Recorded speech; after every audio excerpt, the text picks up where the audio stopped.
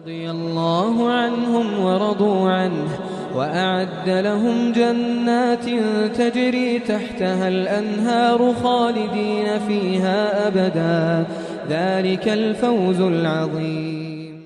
نحمده ونصلي على رسوله الكريم أما بعد فأعوذ بالله من الشيطان الرجيم رب اشرح لي صدري ويسر لي أمري واحلل عقدة من لساني يفقهوا قولي ربي يسر ولا تعسر وتمم بالخير اللهم صل على محمد وعلى آل محمد كما صليت على إبراهيم وعلى آل إبراهيم إنك حميد مجيد. قال الله تبارك تعالى في القرآن المجيد بعد أعوذ بالله من الشيطان الرجيم ومن يشاقق الرسول من بعد ما تبين له الهدى ما تبين له الهدى ويتبع غير سبيل المؤمنين نوله ما تولى ونصليه جهنم وساءت مصيرا. سبحان ربک رب العزت عما یصفون وسلام علی المرسلین والحمد للہ رب العالمین. اللہ تعالیٰ کا بہت ہی احسان ہے کہ اس نے ہمیں آج یہاں جمع ہونے کا موقع دیا. آج ہم جس موضوع پہ بات کریں گے وہ ہے خلفائے راشدین. خلفاء خلیفہ کی جمع ہے اور راشدین راشد کی جمع ہے. خلفاء کا لفظ خا لام فا سے ہے. خلیف خلف بعد میں آنے والی چیز کو کہتے ہیں. پتجھڑ کے بعد جب نئے پتے آتے ہیں تو ان کو بھی خلف کہتے ہیں.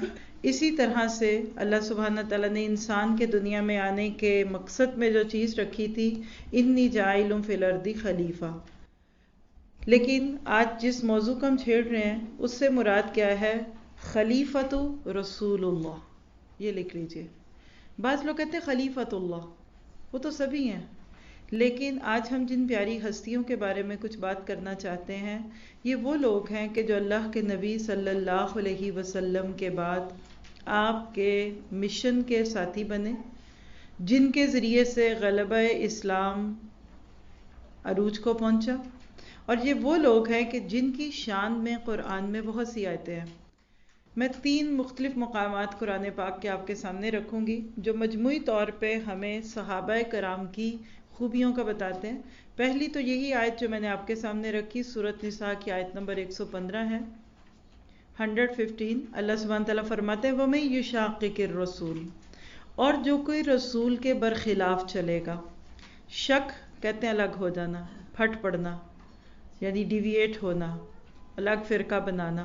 یعنی جو رسول، اور رسول سے مراد جہاں محمد رسول اللہ صلی اللہ علیہ وسلم ہے، اللہ کے نبی صلی اللہ علیہ وسلم کے طور طریقوں، آپ کے بتائے ہوئے دین سے الگ ہوگا. کب؟ من بعد ما تبین لہ الہدی، اس کے بعد کہ اس کے لیے ظاہر ہو گیا ہدایت کا راستہ. یعنی اس کو پتہ چل گیا کہ قرآن اور سنت ہی ہدایت کا راستہ ہے. اس سارے راستے کو جاننے پہچاننے کے بعد کوئی جان بوجھ کے اس کو چھوڑ دے، اللہ نہ کرے ہم میں سے کوئی ایسا ہو. جب اس کو چھوڑے گا تو کیا کرے گا؟ وَيَتَّبِعْ غَيْرَ سَبِيلِ الْمُؤْمِنِينَ، اور وہ پیروی کرتا ہے، پیچھا کرتا ہے، غیر علاوہ، سوائے کس کے؟ سبیل المومنین، ایمان والوں کے راستے کے. یعنی رسول کا راستہ چھوڑا، اس کا لازمی نتیجہ یہ نکلا کہ مومنین کا راستہ بھی چھٹ گیا. تو اللہ تعالیٰ کیا کریں گے؟ نولیہ ما تولی، ہم پھیر دیتے ہیں اس کو جدھر وہ پھرتا ہے. ونصلہ جہنم، اور ہم داخل کرتے ہیں اس کو جہنم میں. وساءت مصیرا، اور وہ بہت برا ٹھکانہ ہے. اس آیت میں صحابہ کرام کدھر ہیں؟ ادھر صحابہ کرام ہے المومنین. مفسرین کرام اس آیت کے بارے میں کہتے ہیں کہ رسول صلی اللہ علیہ وسلم کے طریقے کو چھوڑنے کے بعد جب ایک شخص صحابہ کے طریقے کو بھی چھوڑ دیتا ہے تو پھر ہم اس کے لیے وہ چھوڑنا آسان کر دیتے ہیں. پھر جو جدھر مڑے گا ہم اس کو ادھر موڑ دیں گے، جو بھی اس کے نصیب میں پھر اس کو مل جائے گا. صحابہ کو یہاں المومنین کہا گیا. دوسرا مقام سورۃ فتح کی آخری آیتیں، آیت نمبر 29-29. محمد الرسول اللہ، محمد صلی اللہ علیہ وسلم اللہ کے رسول ہیں. ہم سب کا اس پہ ایمان ہے. اشہدو ان محمد رسول اللہ کہا تھا، تبھی تو ہم مسلمان بنے، تبھی تو ہمیں مکہ میں جانے کی اجازت ملی، رائٹ؟ لیکن والذین معہ، اور وہ لوگ جو ان کے ساتھ تھے، اشداء علی الکفار، کفار کے معاملے میں وہ بڑے شدید تھے. اور شدید کہتے ہیں اس شخص کو جس کو رام کرنا بہت مشکل ہو.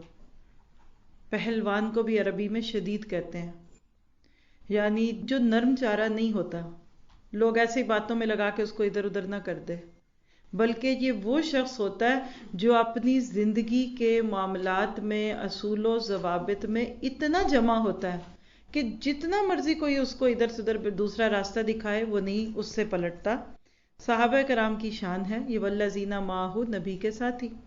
نبی صلی اللہ علیہ وسلم کے ساتھیوں کو صحابی کہا جاتا ہے. ابھی کچھ ٹرمز لکھا دوں گی، بعد میں ضرورت ہوئی، کوئی اتنی ضرورت نہیں، لیکن چلیں جسٹ فار انٹرسٹ کچھ چیزیں ہوں گی کہ ہر نبی کے ساتھیوں کے لیے مختلف الفاظ آتے ہیں. جیسے حضرت عیسیٰ علیہ السلام کے ساتھیوں کو حواری کہا گیا. قال الحواریون، حواریوں نے کہا نحن انصار اللہ، ہم ہیں اللہ کے راستے کے مددگار.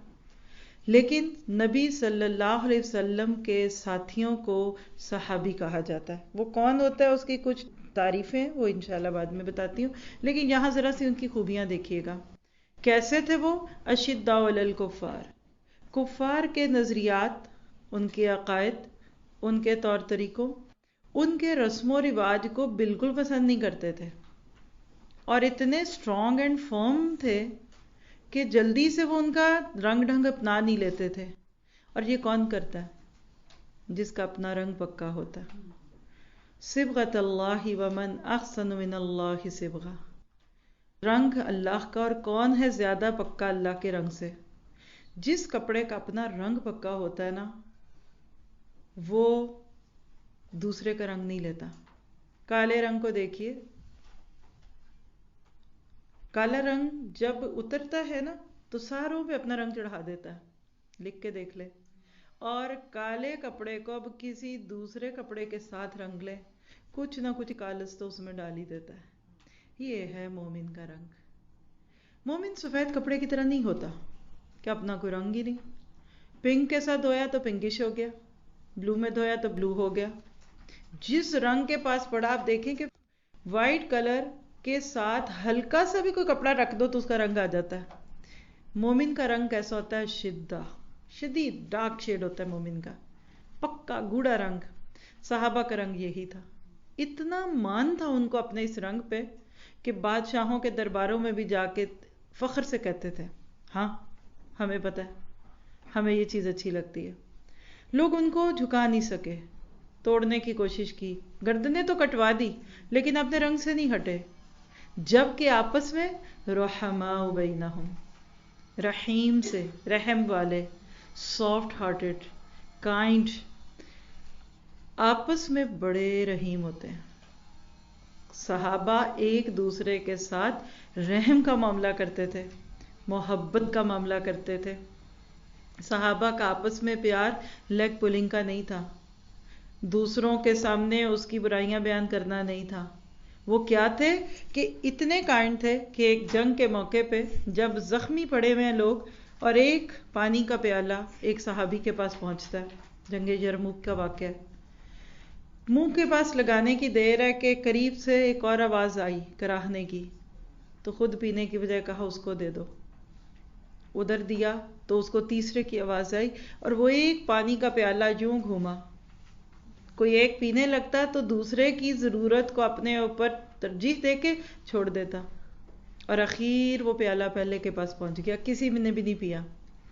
اتنی دیر میں پہلا جو تھا وہ جان دے چکا ہے، پھر دوسرا، سب جان دے چکے، لیکن پانی کے اس پیالے کو دوسرے صحابی کے لیے چھوڑ دیا. یہ ہے رحماء بینہم.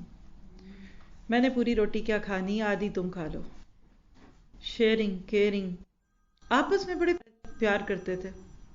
صحابہ کرام کے دل آپس میں جڑے ہوئے تھے. اور آپ نے یہ بات سنی ہوگی کہ جب آپس میں دل جڑا ہوتا ہے نا تو کوئی کسی کو کسی کے خلاف نہیں کر سکتا. شوہر بیوی کا دل جڑ جائے پھر کسی کی ضرورت نہیں ہے کہ وہ ان کو ایک دوسرے کے خلاف کرے. ماں بیٹی کو دیکھ لے، باپ بیٹے کو دیکھ لیجئے، بھائی کو بھائی سے دیکھ لیجئے، دعا کیجئے کہ آج امت مسلمہ بھی اسی طرح رحماء بینہم ہو جائے.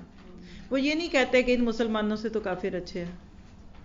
حضرت علی رضی اللہ عنہ اور حضرت امیر معاویہ کے بیچ میں سیاسی مصلحتوں کی بنیاد پہ کچھ گڑبڑ ہوئی تھی.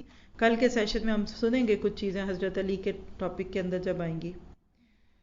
کسی غیر مسلم بادشاہ نے اس موقع کا فائدہ اٹھانا چاہا. خط لکھ دیا حضرت معاویہ کو، ہم نے سنا ہے کہ تیری علی سے لڑائی چل رہی ہے، آ جا، ہم تجھے اپنی فوج کا بڑا بنا دیتے ہیں اور مل کے لڑتے ہیں.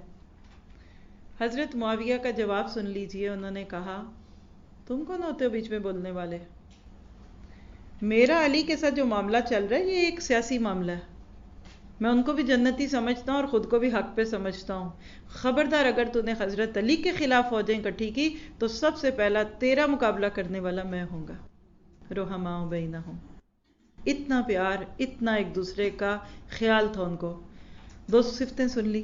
دین پہ فارم، پکے رنگ والے، آپس میں مہربان. تیسری چیز، تراہم رکعن سجدن، تم دیکھتے ہو ان کو رکوع میں یا سجدے میں. رکعن را کے ان کی جمع اور سجدن ساجدن کی جمع، یعنی ان کا حال کیا ہے؟ راتیں ہیں یہ ان کی جھکے ہوئے اللہ کے آگے، کبھی رکوع اور کبھی سجدوں میں. کبھی وہ اللہ کے سامنے قیام اللیل کرتے ہیں تو کبھی رات کو رو رو کے اللہ سے دعائیں مانگتے ہیں. واسجد واقترب. اور دن کا حال کیا ہے؟ یبتغون فضلا من اللہ ورضوانا، وہ اللہ کا فضل بھی ڈھونڈتے ہیں اور اس کی رضا بھی چاہتے ہیں. یہ فضل ڈھونڈنا کیا ہے؟ مال کما کر، کسب حلال. صحابہ کرام دن کو محنت مزدوری کرتے تھے. کوئی کپڑے کا کام کرتا تھا تو کوئی بکریاں چراتا تھا، کوئی کچھ کرتا تھا، کیونکہ ان کو فضل چاہیے تھا. اور فضل ہمیشہ ہی کم و بیش دنیا کی چیزوں کے لیے آتا ہے کہ اللہ سے فضل مانگا، ٹھیک ہے. ورضوانہ کیا تھا؟ دن کی دوسری سرگرمی، اللہ کی رضا والے کام. کبھی جنگ کی صورت میں وہ رضا والا کام بن جاتا تھا، کبھی علم حاصل کرنے میں، کبھی مسجد نبوی کی تعمیر ہے تو کبھی وہ خندق کھودنا بھی ہے. یعنی ان کے رات دن میں شیطان کا کوئی سانجھا نہیں تھا. سیماہم فی وجوہہم من اثر السجود، ان کے چہروں پہ نشانیاں ہیں سجدوں کے اثرات کی. ایک تو وہ گھٹے جو پڑ جاتے ہیں، جس کو ہم کہتے ہیں کہ ماتھے پہ سجدے کا نشان آ گیا تو جنتی ہیں. ایک تو وہ نشان بھی ہو سکتا ہے لیکن عاجزی. سجدے کرنے والے شخص کے چہرے پہ جو ایک اطمینان اور ایک سکون ہوتا ہے، اس کی بات ہے. کیا کردار سامنے آتے ہیں. کیا کوئی ہالی ووڈ کا کوئی اداکار اور گلوکار اور کوئی آرٹسٹ اس شخصیت کا حامل ہوگا جو صحابہ کی تھی، جس کو آپ کہہ سکتے ہیں کہ 2.5 ان کی ٹھوکر سے صحرا و دریا، سمٹ کر پہاڑ ان کی ہیبت سے رائی. یہ غازی یہ تیرے پراسرار بندے جنہیں تو نے بخشا ہے ذوق خدائی. وہ بڑے پراسرار تھے. صحابہ کرام اس زمین پر اللہ سبحانہ تعالیٰ کی چلتی پھرتی نشانیاں تھے. کیوں؟ نبی تو پھر نبی ہوتا ہے، رسول کا مقام تو اس سے بھی سوا ہے.